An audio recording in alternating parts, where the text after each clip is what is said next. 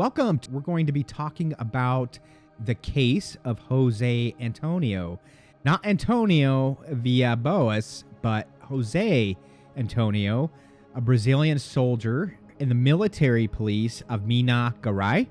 I will include the spelling of that in the video, as I pronounce that absolutely terribly. Jose was abducted by unknown beings while fishing on a lagoon north of Belo Horizonte. Seemingly a ritualistic initiation ritual, more than an abduction case with several examinations, as theorized by Dr. Jacques Vallée in his book Dimensions. This report was originally published in the Flying Saucer Review by Mr. Brant Alexo in the November-December edition of 1973. In the afternoon of May 4th, 1969, Jose Antonio, 24 years old, was fishing on a lagoon north of Belo Horizonte when he suddenly became aware of figures moving behind him. He saw a burst of light, hit his legs, and felt a numbness that caused him to drop his fishing rod and fall to his knees. He was seized by two masked individuals about 4 feet tall, wearing dull aluminum suits, who took him to a machine that looked like an upright cylinder. Inside this craft, the beings gave him a helmet similar to their own, tied him up, and took off. The higher the machine seemed to rise, the more difficult breathing became for the soldier. And at one stage, in addition to his state of low morale, he felt as though his whole body was physically tired out, almost paralyzed. He felt more and more uncomfortable in this position, owing to the hardness and the shape of the seat, the numbness in his legs, and the weight of the helmet, the corners of which were bruising his shoulders and neck. After a period of travel that seemed indeterminable, the machine landed roughly, and the little man unfastened Jose. They put a bandage over the eye holes in his helmet and carried him with his knees dragging on the ground. He heard footsteps and the sound of many people talking. Finally, he was placed on a backless seat. The bandage was removed. Jose found himself in a large quadrangular room, 30 by 40 feet, about 15 feet away from a robust dwarf who stared at him with apparent satisfaction. The dwarf was extremely hairy. His long tresses, reddish and wavy, fell down behind past his shoulders to his waist. His beard was long and thick and came down to his stomach. He had wide-set eyebrows, 2 fingers thick, running right across the whole forehead. His skin was light-colored, very pale. His eyes were round, larger than is the norm with us, and of green shade, like the color of green leaves beginning to wither.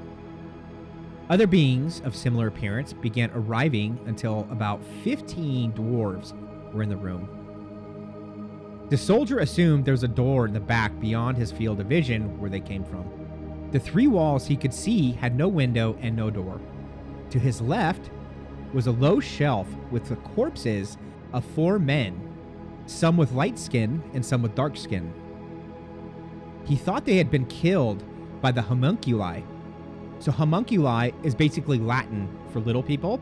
The whole room seemed to be made of stone, and at one point, Jose was given something to drink out of a cubical stone glass, and the cavity containing a dark green liquid was in the shape of an inverted pyramid. The lighting in the room was uniform and intensely bright and from no identifiable source. On the left wall were paintings of animals, a jaguar, monkey, giraffe, elephant, also vehicles, houses.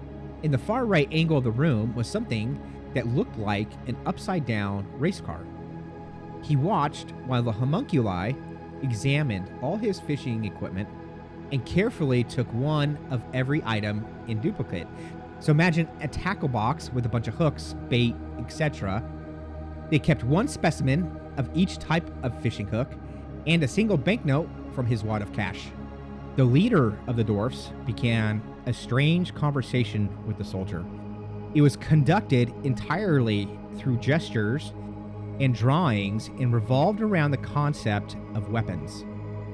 Jose thinks the Dwarves assumed that he was in the military just based on the actions and what they were communicating to him.